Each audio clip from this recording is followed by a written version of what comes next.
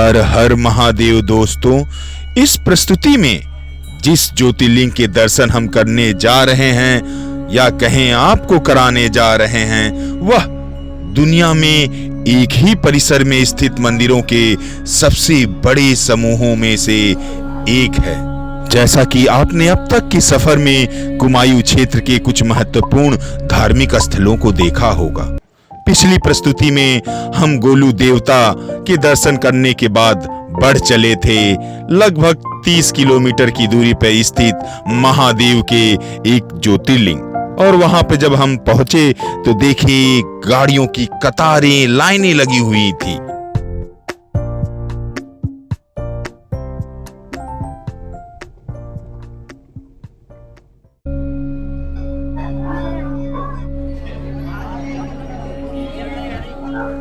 तो साथियों, आपका बहुत बहुत स्वागत है एक बार फिर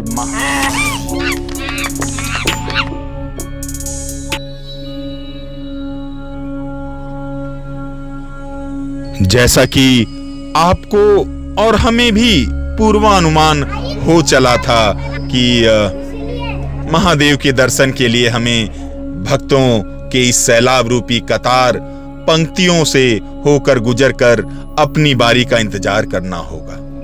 तो तब तक साथियों, चलिए इस धाम की महिमा और कुछ रोचक तथ्यों को जान लेते हैं। तो साथियों, आपका बहुत बहुत स्वागत है एक बार फिर महादेव के देवालय से, शिवालय से, और कहें तो जागेश्वर धाम से। जागेश्वर धाम जो उत्तराखंड, देवभूमि उत्तराखंड के सांस्कृतिक राजधानी अल्मोड़ा से लगभग 40 किलोमीटर की दूरी पर है, और जो एक ज्योतिर्लिंग के रूप में पूजा जाता है। और इसके साथ आपको यह भी बताता चलूं कि जैसा कि इस मंदिर का नाम जागेश्वर है, जागेश्वर इसलिए कहते हैं क्योंकि एक समय यह मंदिर इतना जागृत था कि यहाँ पर भक्त श्रद्धालु जो भी फरियाद करते थे या कामना करते थे, वह तुरंत ही पूर्ण हो जाता था। तो जब आदि शंकराचार्य जी यहाँ पर 6ठी शताब्दी में चार धाम की यात्रा की खोज में निकलते हैं और इस धाम में आते हैं, तो इसके इस महिमा को देखकर वह यह सोचते हैं कि भक्त इसका दुरुपयोग कर सकते हैं। तो उन्होंने अपने मंत्रों से इसके जागृत होने का एक तरह से एक शर्त में बांध दिया कि अब जो भक्तगण यहाँ पर पूरी श्रद्धा, पूरी भक्ति, पूरे मन से अर्चना, पूजा और कामना करेंगे, उन्हीं का ही मतलब जो कामना है वो पूर्ण होगा। अब साथियों, हम मंदिर में प्रवेश करने वाले हैं। यह जो सामने आप देख रहे हैं, ये सुमित है, ये मयंक है।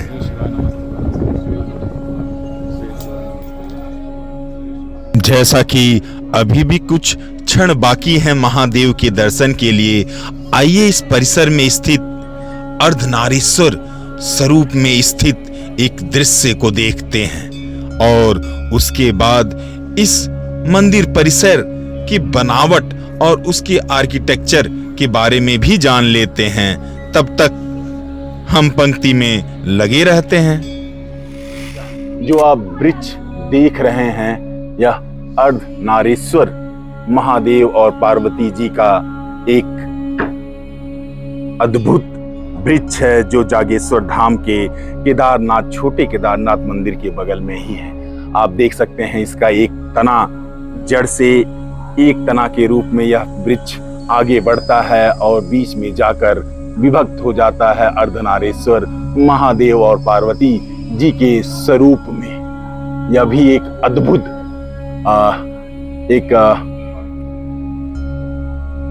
दर्शन है जागेश्वर धाम में।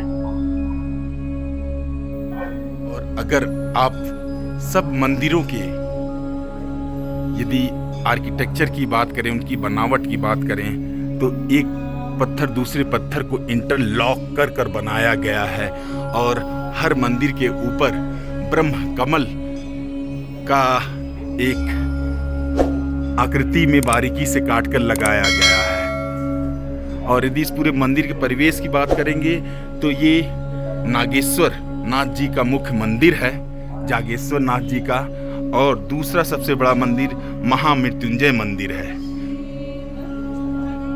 इसी के साथ साथियों यह बताता चलूं कि यह जागेश्वर धाम 125 मंदिरों का समूह है और जिसमें से 108 मंदिरों में महादेव विराजित हैं, उनका शिवलिंग स्वरूप विराजित है। बाकी सारे मंदिरों में जैसे अन्नपूर्णा देवी, पुष्टि देवी, नंदा देवी, नवग्रह के मंदिर हैं, छोटे केदारनाथ हैं। तो इस तरह 125 मंदिरों का यह समूह कत्यूरी राजाओं द्वारा बनाया गया लगभग 7वीं से 8वीं शताब्दी के समय। महादेव के दर्शन प्राप्ति का समय निकट आ चुका था। हम मंदिर के मुखार बिंदु प्रवेश द्वार तक पहुंच चले थे और किसी भी क्षण हम महादेव के दर्शन करने वाले हैं।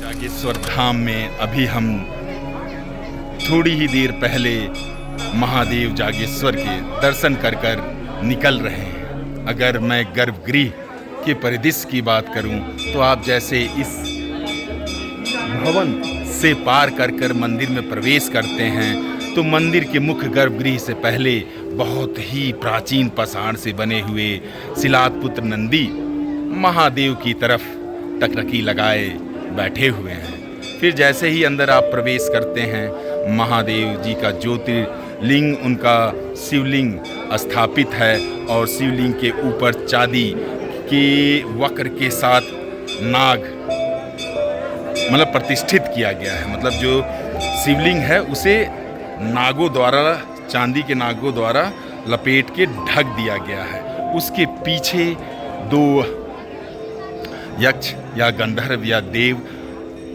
अखंड ज्योति लिए हुए खड़े हुए हैं। और परिदृश्य में देखेंगे तो गणेश जी, लक्ष्मी जी, अन्य देवी देवताओं के भी विग्रह मुख्य गर्भगृह में प्रतिष्ठित है। पिछली बार की तरह इस बार भी मैं दर्शन करने में एक त्रुटि करता हूं जो अज्ञानतावश होती है, मगर इस बार जो ज्ञान प्राप्त हुआ उसके अनुसार तीर्थयात्रियों को जागेश्वर धाम परिसर के अंदर मंदिरों में एक विशेष क्रम से देवी देवताओं के पूजा अर्चना और दर्शन करने होते हैं। सर्वप्रथम पास में ही स्थित ब्रह्मकुंड में स्नान करने के बाद तीर्थयात्रियों को मुख्य ज्योतिर्लिंग जागेश्वर धाम के दर्शन करने होते हैं। उसके बाद दक्षिण मुखी हनुमान, नीलकंठ मंदिर, सूर्य मंदिर, नवग्रह, पुष्टि माता के दर्शन करने चाहिए। तत्पश्चात मृत्युंजय मंदिर, हवन कुंड, लकुलेश, तारकेश्वर, केदारनाथ और नवदुर्गा मंदिर के, और फिर तीर्थयात्रियों को पुनः ज्योतिर्लिंगम के दर्शन करने के बाद बटुक भैरव मंदिर और कुबेर मंदिर जो ब्रह्म कुंड के पास स्थित है उनके दर्शन कर संपूर्ण करना चाहिए इस धाम के यात्रा को। फिलहाल अगली बार मैं इस ज्ञान का उपयोग करूंगा और उसी क्रम में दर्शन करूंगा और आपको भी करवाऊंगा। तो जैसे ही मैं ज्योतिर्लिंग बोला हूँगा आप सोचे होंगे कि यह कैसे, उत्तराखंड में तो एक ही ज्योतिर्लिंग है, केदारनाथ बाबा। वैसे आपको बताते चलूं यहाँ छोटे केदारनाथ भी हैं और यह 125 मंदिरों का समूह ज्योतिर्लिंग में कुछ इस प्रकार आता है। जैसे महाराष्ट्र में औढ़ानाथ जी हैं, उसी तरह हैदराबाद में महादेव का एक है और मुख्य धारा में गुजरात में नागेश्वर नाथ है। तो इसे नागेश्वर नाथ ज्योतिर्लिंग के रूप में पूजा जाता है यहाँ जागेश्वर में। वैसे ये चारों जो मैंने बताए, यह चारों में एक मान्यता को लेकर थोड़ी अलग अलग आस्था है, मगर जो मुख्य धारा में पूरे भारत में माना जाता है वह गुजरात का नागेश्वर नाथ मंदिर ही है। तो यहाँ का मानने के पीछे मैंने जब पंडित जी से बात किया तो उन्होंने बताया कि नागेशम दारुका वने, तो आप जो ये वन देख रहे हैं यह चीड़ के वृक्ष और उनके वनों के बीच में यह मंदिर प्रतिष्ठित है। तो उस वन के उस शब्द से जो कहा जाता है कि दारुका वन, नागेशम दारुका वने, इस वन के निकट होने की वजह से और यहाँ लोगों की मान्यता की वजह से यह धाम नागेश्वर धाम के रूप में पूजा जाता है। आइए आपको दिखाते हैं जो जिस बात को मैं अभी आपको बता रहा हूं यह रहा। आप यदि देखेंगे तो श्री ज्योतिर्लिंग जागेश्वर मंदिर नागेशम दारुका वने, तो यह मुख्य मंदिर है 125 मंदिरों के इस समूह में जहां पर महादेव प्रतिष्ठित हैं।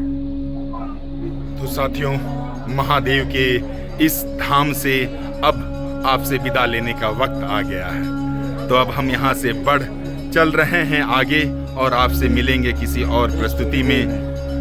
तब तक के लिए आप अपना प्यार बनाए रखें इस चैनल में। Please like, share and subscribe the channel donkey monkey traveller guys. हर हर महादेव, हर हर महादेव, हर हर महादेव। जय भैरवनाथ, जय बटु भैरवनाथ, जय। वैसे तो साथियों, यह स्थान शिव जी के योग, ध्यान, तपस्या का स्थान है।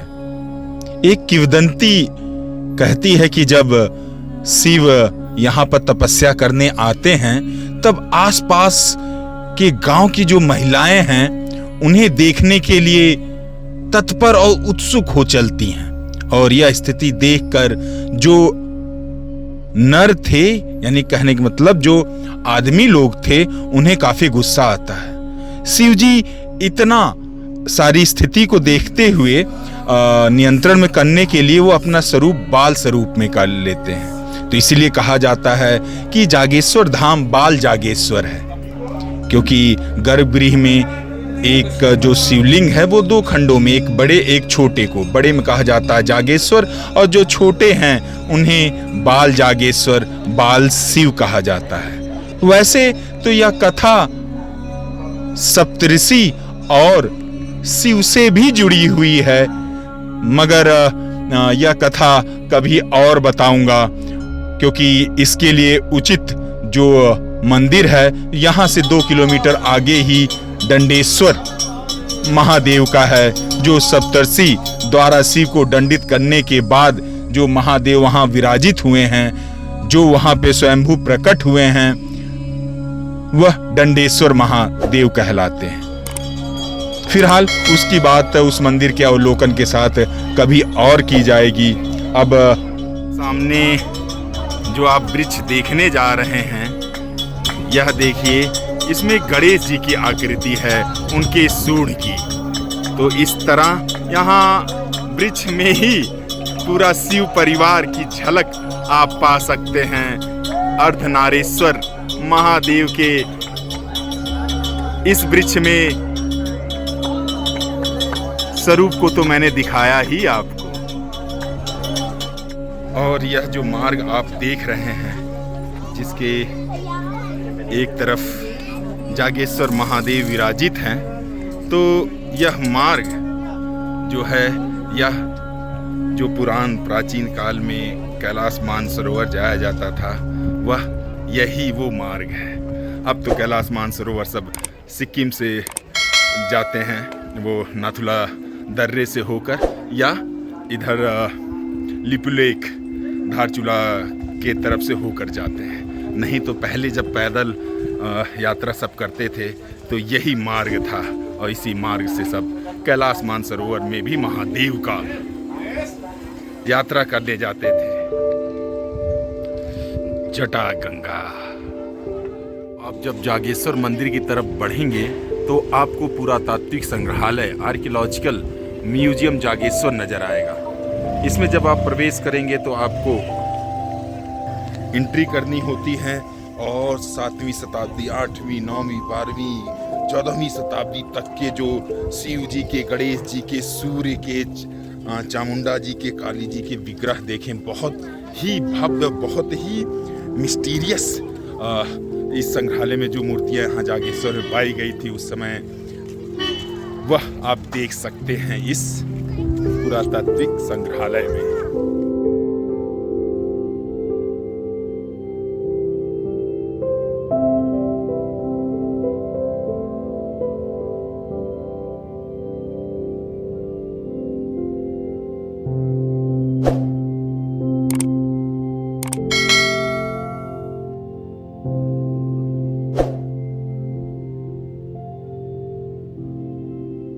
और इसके साथ आगे बढ़ चलते हैं महादेव के धाम और आपसे मिलते हैं धारचूला पिथौरागढ़, जहां से हमारा सफर चालू होगा महादेव आदि कैलाश के लिए।